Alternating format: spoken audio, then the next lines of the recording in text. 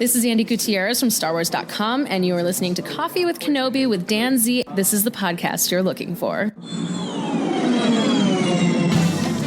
This is James Arnold Taylor, and you're listening to Coffee with Kenobi. I have a good feeling about this. Well, hello, my friends, and welcome back to CWK Live every Tuesday night at 7 o'clock p.m. Central Standard Time. I'm your host, Dan Zare, thrilled to be talking Star Wars with each and every one of you. Time to have some coffee and talk some Star Wars. How about it? Let's bring in our friends. Minta, this is the way. It's CWK Day. Thank you so much, Minta, for being here. Blake, hello, CWK family. And more accurately, hey, CWK family. Blake, great to see you, man. Mary is here. Happy Bad Batch Eve. Hello, Mary. Awesome to see you. And Ben, too. Good evening to you, Ben. Terry, good evening, everyone. I'll have my list later tonight, preparing for a big snow in Missouri. Terry, we are too, buddy. It seems like we're always on the same page with the weather. I guess we're not. We're not that far away from each other. So good luck, my friend. Hoping the Tauntaun does not freeze for you and all is good. Hello, Daniel. Good to see you too, Daniel. Well, it's nice to see all of you always. It's a fun show. It's a great show because you are here chatting with me. So I am going to, let's see. Minta says we're doing the same thing here for Vermont. Second one this month. It's been crazy weather. There is no doubt about that. No, it isn't crazy. How awesome the Bad Batch is. Ben says he drove home in a snowstorm in Ohio Sunday. Stay home if you can, Terry. Oh gosh, Ben, I'm glad you made it, dude. That is no joke. Lori is here. Hello, Lori. Good to see you, Lori. Blake says they're preparing for more sunburn in Florida this week. Well, Blake, put on that sunscreen, pal. Put on that sunscreen. All right, so on today's show, we are going to look at your top 5 moments from Star Wars The Bad Batch faster. There's a little bit of Star Wars Celebration news. And, of course, your comments and questions. So let's take a look at what is brewing in the world of Star Wars this week. Hi. What happened to my video? I don't know. Oh, well. That was weird. Yes, I know. David is here. What's up, man? Wanted to jump in and spend time with my CWK family. Been away too long. Well, it's good to see you, dude. David, how are you? David had a great week. He was able to chat with, a pretty serious author. I would say Timothy Zahn. Aaron and David got to talk with Timothy Zahn in Orlando, and that ended up being really, really awesome. Really, really awesome. So be sure to listen to Star Wars Reactions for that. Sorry, I'm confused because my video wasn't working. I don't know why. Minta says, send some of that Florida weather our way. Yeah, use your powers, dude. But again, I don't want to short-sighted. Aaron's interview with Timothy Zahn is fabulous. So you will love it. And Star Wars Reactions is one of the best Star Wars podcasts out there. So be sure to follow it and listen to all their great stuff. Lori says we got snow again in California. Lori, where are you in California? That's pretty wild. Mary says, Blake, some lows in the 40s and 50s at the end of this week. That's right. Mary is a Floridian now officially as well. So that's pretty fun. I do love seeing everybody interacting online, and especially if you're members of the Coffee with Kenobi family, this big family that we have that's our big fans of the Star Wars community, and seeing everyone planning and spending time together. I think it's so cool. It's so cool. All right, so that's not exactly true. It's not coming up next. But I do want to show you Pour Over this week. We've been having fun the last 2 weeks on Pour Over. We've got our top 10 singers. This was inspired by Rolling Stone's list of the top 100 singers. It came out January 1st. So we weighed in on it this week. We have singers 1 through 5, or we go, of course, in reverse chronological order, 5 through 1. And here is a bit of what Corey had to say this week on CWK Pour Over. So that's my number 4. It's cool. That's awesome. Okay, we're on to number 3. Yeah, this person I discovered while listening to Radio Kids. Back when I didn't get to choose what I listened to, it just came on, and I was forced to listen to it. but in a good way. This was on the classic rock radio station in my local Peoria, Illinois. I think it's still 95.5 GLO, GLO. right? Yep. There you go. Yep. So yeah, this is how I discovered this person, and over the years, it was in high school, I believe. And of course, this band obviously can't be mistaken. It's all over the place, but it's none other than I'll read my description here. This is a person who has a rock opera voice and almost shouts out his breathy words. Pairs great with a whiny guitar solo. Ooh. This is none other than Cliffhanger. Yeah. So I'm sure you could probably guess who Corey's one of Corey's favorites is, but I wanted to put that there to show you that how much fun we have on CWK Pro Over. And people ask me pretty regularly, which is neat. Hey, what is CWK Pro Over? Why isn't it on the Coffee with Kenobi feed? Well, it's because it is a little bit different. You have to be a member of the CWK Alliance to listen to it. And actually, more specifically, for $5 a month, you get access to 4 exclusive podcasts a week. And there's also a video option as well. For $10 a month, they're really great because we get to talk about all kinds of pop culture, Star Wars, all those things. And 10% of your contributions go directly to the St. Jude Children's Hospital. So it's a really, really nice thing. You're able to give back, and I appreciate the support of me too. So that's pretty fun. Let me put the logo for CWK Pour Over up there. Ta-da!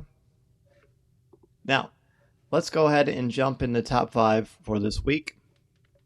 Top 5 moments from the Bad Batch Faster. The Bad Batch Faster. By the way, I guess I didn't even do this. Man, I am a mess. I must be thinking about the snow coming in. I must be doing that. I promised you Star Wars Celebration news. You probably saw they announced the guests officially for Star Wars Celebration London, which is, of course, not that far away. In fact, it is, I have it written down here, 73 days away. But so far, the first round of guests they've announced are Anthony Daniels, Ashley Eckstein, D. Bradley Baker, Giancarlo Esposito, Indira Varma, who is from Obi-Wan Kenobi, Matt Lanter, and Vivian Lyra Blair, also from Obi-Wan Kenobi. So that is absolutely awesome. And later this week, in fact, let me get the exact date for you so you know, if you were one of the people that wanted to go to Celebration in London, if you're in the area or you're planning on making a trip over there, on January 27th at 5 o'clock GMT time, they are going to have additional single-day tickets released. So if you want to go to Celebration, do not have your tickets yet, there is your option. This is the way to do that, in fact. Ross is here late to the party. Howdy, friends. Hello, Ross. Good to see you, buddy. You're just in time because we're going to do your top 5 moments from Star Wars The Bad Batch Faster. This week, I was joined on Coffee with Kenobi by Jeff McGee of Marvin Dog Media and Star Wars Splash Page, and of course my son Mason's there. Had a great time breaking it down, and now we're going to do our top 5s. And it was pretty helpful for me to re-listen to Coffee with Kenobi. I mean, I recorded it and edited it, but I re-listened to it right before this to kind of refresh my memory on a couple of things. I think this episode is a lot of fun, and I think it benefits from a second viewing because I think the funny moments happen are even funnier. So let's see what you thought as far as your top 5 goes. Number 5 for me, speaking of funny, is humor. I laughed a lot during this episode, even more the second time, and I think that is a really important aspect of this because, you know, sometimes when you know the jokes are coming, you don't laugh as hard, but then there are certain times when they're really good and well paced out and timed and scripted and delivered. That is even more fun. The humor in this is a blast. Oh, pun intended, by the way. Number 5 for Mary is the race announcer and introducing all the racers with Tech at the end of the list. Tech, that's it. Just Tech. Yeah, oh, that's fun. I forgot about that line too, Mary. That's a great line. Ben says Mason's doing a great job on those weekly episodes. Well, Ben, thank you so much, dude. I will certainly pass it along to him. I really appreciate you saying that. Means is number 5. The tone of the episode was much lighter than the previous one, that's for sure. which isn't a bad thing considering the season has been pretty dark so far and it was fun to watch. Fun, yes, it was fun. And I think that's an important aspect of this that I hope that they never lose. David says Wrecker's humor throughout the show. Love that big guy. I do too, David. And isn't it cool that he doesn't just fall into this like one note, as Jeff McGee said, bull in the china shop, but he's continually, he's thoughtful and he's very charming, and I appreciate that. So good call. Ross number five is Sidarian Scaleback. Maleki tells us Sid's full name and also warns Omega, Tech, and Wrecker that she shouldn't be trusted. Yes, she is problematic for sure. Hello, Jason. Jason's number 5, the Mantel Mix. Oh, good call. Nerf Nuggets, Spectacled Spectator, Riot Racing, Sidarian Scaleback. Lots of fun alliteration in this episode. You are right about that. And I'm ashamed I didn't even pick that up right away. So right on. Henrik's number 5. Hello, Henrik. Is Sid and Maleki making the deal? Oh, yeah. That was cool. Number 5 for Blake. I was going to make humor also my first pick. I found it hit or miss throughout the episode, but I felt it was very George Lucas prequel era, which I appreciate. I agree with that, especially with the racing too, and I'm sure we'll get to that. Ben's number 5 is a growing distrust of Sid. She seems to be getting the batch involved in more selfish jobs or low-level jobs. I feel this theme is setting up for some good storylines later that will lead to great character moments for Sid and the Bad Batch. Yes. I think so too. It's certainly they always deliver on how they tell their stories and how they kind of spread them out and pace them out. So good call, Ben. Let's go ahead and jump into number 4. Number 4 for me is Omega's loyalty. I'm sure I've talked about this before. I love Omega. I got to write about her on Stars.com, as I mentioned previously, because I do think she's the most valuable member of the Bad Batch, and her loyalty to Sid. Of course, she's loyal to her brothers in the Bad Batch, but her loyalty to Sid, I found that to be particularly important. Not necessarily for Sid. Sid's kind of wearing on me a little bit, but I like that Omega, when she has her people, she has you, and she will do anything to help you and to protect you. And you can tell by Sid's reaction, especially at the end of the episode, that she's not used to that. So it's a really nice moment. Okay, let's see. Minta's number 4 is more Sid. It was interesting digging into her past, even if it was just a few minutes.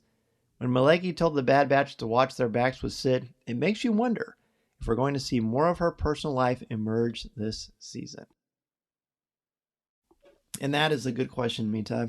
A lot of people have been asking me about that, and I see a lot of people talking about that. It does make it very interesting, for sure.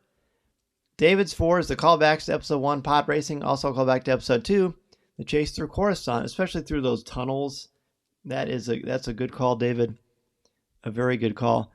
And it's just a nice little homage to that, isn't it? Daniel's 5, Sid in her skeptical background, more light shed on it, and really testing the trust. Yeah, she's really stretching the limits of credulity for herself, I think, for us as an audience. Now, do Wrecker and Tech feel that way? I don't know. Should they? That's also a good question. Let's see. Ross is 5. Safatama, another great rough around the edges location full of mischief, action, and danger. And that's exactly how I would describe you, Ross. Full of mischief, action, and danger. So that's good. Good combo. Mary's number 4. This is the first time we've heard this character. Probably won't be the last. Teo. Another snarky droid. Ben Schwartz was great. Ben Schwartz was great. I love his vocal work. Jason's number 4. Great to hear the voice of Ernie Hudson, especially when Maleki says, "Get him in the crunch." I know. I like how his voice sounds, and whether, as Jeff said on Coffee with Kenobi this week, whether it is voice modulation or he's just performing a character, it's just really cool. Henrik's number 4 is Omega negotiating to save Sid, which I was thinking of when I made my number 4, so I'm happy to have the same one as you, Henrik. Number 4 for Ben. Humor, the observer getting shot.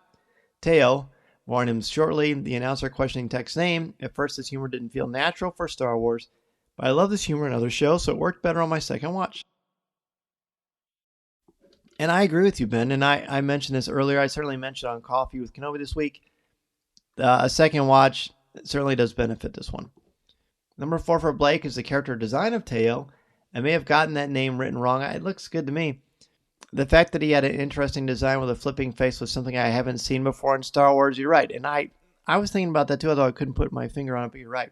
It's kind of a new look. Number 4 for Daniel. The throwback to Phantom Menace and the pod racing was fun. It was cool. Really cool. And I saw David Collins said they didn't even use any sounds from the Phantom Menace for the sound design in this one, which is pretty neat. Number 3 for me is Tech's strategy. What I like about this is that Tech never sees problems, he sees solutions. Well, that's not true. I mean, he's aware when there's a problem, but he doesn't panic, or if he does, he keeps it really close to the vest. But he has strategy. He's watching the racers. He's mapping things out. He says it's called strategy, to which Wrecker says, no, it's called losing, which was very funny. That would have been a good time for a laugh track. Oh, I don't have any laugh sound effects here. Oh, well. But so then the fact that he's able to navigate and figure out how he's going to win, and the fact that he makes this happen, I don't know. I just think it's cool. I love action in Star Wars, but I like when people use their brains to make things happen. Outthinking people is just an important part of being a hero, of what we can do as individuals. And I just really am glad that they spotlighted that. I thought that was fabulous. Number 3 for David. The beauty and color of the animation, so good, stole from Count Jeff McGee. Yes, indeed. The Count. You have to ask that story. I don't know if he's ever told that story in a podcast, but he does have a Count thing on his name. It's like this wild thing. It's great. But yes, I agree with you, David, and thank you for reminding us of what Jeff said on the show this week. But yeah, the coloring on this episode is just absolutely gorgeous. It really, truly is. I mean, it's animation to expect it to look good, but this is particularly good, I think. Means 3, Omega's loyalty to not just the Bad Batch, but for Sid as well. She has more empathy than her counterpart Boba did, his younger self anyway. Oh boy, they're so different, aren't they? I mean, it's nature versus nurture, perhaps, but that's a really interesting topic that you brought up there, Minta. Jason's 3, Tech, I know what I'm doing. It's called strategy. Record, no, it's called losing. And Henrik 3, Teo being all sassy. Mason liked that too, and Mason kept saying that it reminded him of Sonic because, of course, Ben Schwartz voices both Teo and Sonic the Hedgehog in the newer films. Mary's 3, like many have already said, the throwback to the prequels with the riot race and going through the tunnels. All of the droid racers were great. I actually like these racers better than the pod racers. So there's that. But that's just me. Number 3 for Ross, getting to experience Malegi. Doughton? He may be a gangster, but he appears to have a code and some smarts. Yeah, I like that he's got a code. So he would be like in Dungeons and Dragons lawful neutral, or I don't know, or chaotic neutral, chaotic good. I don't know. We'd have to ask Tom Gross about that, but yeah, that's a good point. Blake's 3, the fact that Tech was a highlight of the episode. I don't think the episode showed anything new for him or made him grow, but it was great to see an episode where he is a highlight. Yes, and Tom and I actually talked about that at school recently, about how, I don't know, we learned a lot of new stuff about him, but it was cool to see him spotlighted because he's a cool character. Number 3 for Daniel, overall a fun filler episode and a nice break since the last one. Kind of like Teo and all his human-like comments. Was not sad when he got wrecked, though. I wasn't either. He was driving me batty. But he definitely was fun and served a purpose. Ben's 3, Teo, where are my arms and legs? I regret nothing. Besides his humor, I loved his hubris. Ben Schwartz is the worst. Sorry, Parks and Recs reference. Nice. Oh, that's good. Yeah, that was a funny part that Jeff pointed out, too. Jason says I would say lawfully neutral works for Malegi. Yeah, I think so. Because when you're lawful, at least it implies that you stick to whatever your deal is, so to speak. All right, let's go to number 2. Number 2 for me is the ambiguous end. The way the episode ends, where you're just not really sure what to think of Sid and where she stands with the Bad Batch. Is she someone that they can continue to, trust at arm's length? Or is the warning from Malegi going to be something that's going to come back and cause a lot of serious conflict and problems? I like that it introduces this question, but I like that it's still a complete episode in and of itself. but just putting that in the back of our minds, I think is cool. I always like storytelling when you have a beginning, a middle, and an end. You can throw in little wrinkles out there that we don't necessarily have to have the answers to ever, but when it introduces the question, it just causes some great debate and conversation. So I really like that ending, that ambiguous ending, a lot. Number 2 for David. The reveal about Sid's penchant for not being trustworthy. Bad Batch has got to watch their backs. Exactly. So I'm glad I came up with the same one as you, David. I feel like I'm in good company there. Number 2 for Ross. The Riot Racing, another great installment of the racing cultures from system to system.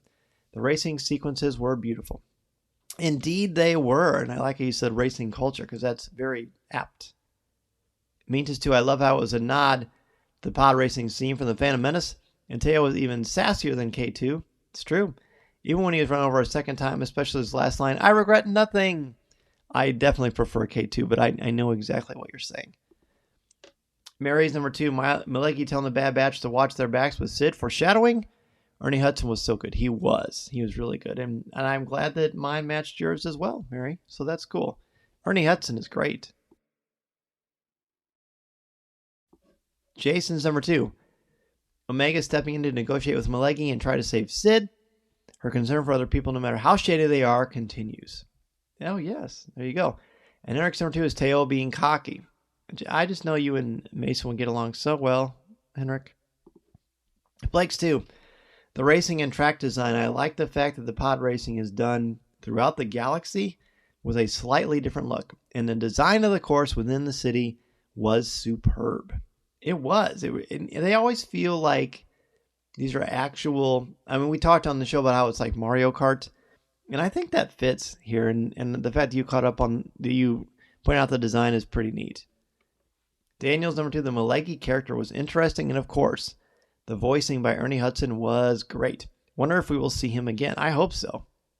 And when he first walks out, he's so large, and he makes Wrecker look small and makes you think, uh-oh. Number 2 for Ben. Once again, Omega shows that her heart is in the right place. People like to use the double or nothing line to get her out of the hole that they dug for themselves, but she uses it to get Sid out of a hole that Sid dug for herself. Beautiful. Awesome. Another reason why you need to listen to Ben's podcast, Star Wars Bros. Love it. All right, let's get to number 1. Number 1 for our examination of Faster, for me, the audience blast. Look, I don't usually pick. Usually I like to pick something more cerebral or introspective for number 1. But when that random alien gets blasted out of nowhere and he's looking around and he just collapses and they basically say on the loudspeaker, we're not responsible for accidents. I laughed so hard, and it was definitely dark humor where like death or a serious injury is used to elicit laughter from the audience. But it was funny. Like it was a legitimate LOL situation for me. So I put it at my number 1, and I stand by that. It's silly, but hey, it was fun. Mary's number 1, Tech during the race being so technical and strategic. But the best part was after he won and gets a standing ovation was that a small smile we saw on his face. I know, isn't that cool? The animation on that is just so nice. I caught that too. Let's see. Means is 1. Seeing Tech get some much-needed attention was a nice change of pace. He proved to his team and strangers around him that he's capable of racing and other skills, not just tech issues, no pun intended. But it's okay. I'm just going to pretend like there is a pun intended because you are pretty clever. Either way, that's a good call. Number 1 for Ross is Tech being the hero. He not only saves Sid, but he also gets his name chanted by the crowd. It was fun having Echo and Hunter on a separate mission. Yeah, that was neat. He seemed really touched by that. David's number 1 is to focus on Tech and his forced smile. Like, Mary and David are totally, look at those Floridians just matching up. Is that the first time smile we've seen from Tech? That's a good question. It's certainly got to be one of the few. Jason's number 1 is Tech realizing the problematic pattern, more alliteration, of having to help Sid get out of trouble. Hopefully, he's starting to understand Echo's point of view about needing to do more to fight the Empire. Henrik's number 1 is Tech winning the race, and it was exciting for sure. Let's see. Ben's number 1 is Tech steps up. I love the attention he is getting, but he also gets Sid to show some rare gratitude, which, as you said, rare. Does not happen very much. Blake's number 1 is the hint that Sid can't be trusted. Something I think a lot of us had in mind already, but to hear it said finally to only have half the team makes me wonder if it can lead to some conflict within the batch in the future. Oh gosh, I hope not, but I hear you, man. Daniel's number 1, I agree with Blake regarding the track. Love that it was called Riot Racing with obviously no holds barred. Tech was great in the episode, and he really got to see him realize he can make a difference and folks appreciating him.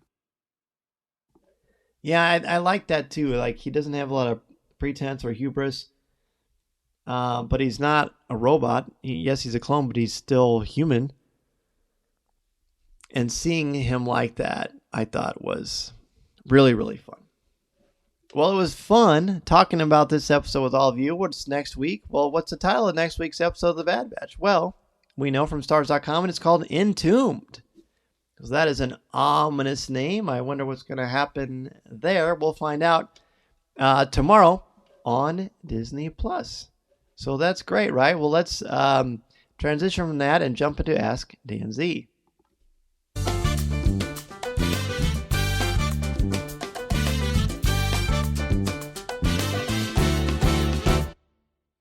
Wow, my hair is short in those videos. I probably say that every week. All right, so I didn't forget about trivia. I didn't put trivia down. I know we're long overdue for trivia, and I have a lot of fun getting those ready for you. But I don't have any trivia this week. But don't worry, it's going to come back. And I like reading you questions that have already been done, but I also like writing questions. And honestly, because grad school started and I've got a lot of reading to do, I'm loving it, by the way. It's so fun. That's why there was no trivia. But I didn't forget about trivia. We will certainly circle back on trivia in the very near future, possibly next week, assuming I get a chance to get some questions written down. But either way, good times are going to be had. So, Minta says, knowing that you played Dungeons and Dragons, have you seen the latest trailer for the movie, and did you have any thoughts on it? You know, I love Dungeons and Dragons. In fact, I just played it today at Game Club.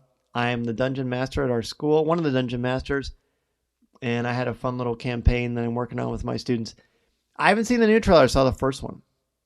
And I'm debating not watching it, Minta, because I just want to go in fresh.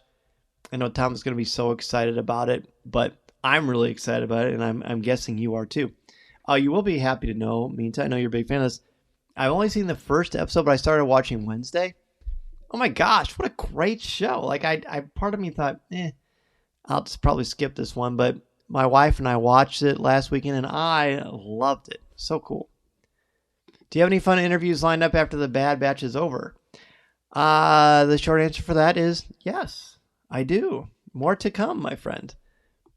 Blake, I'm sure you've already put it out there, but what are your plans for Celebration this year? I can't believe it's coming up so soon. Hope it's streamed again. So that is a good question.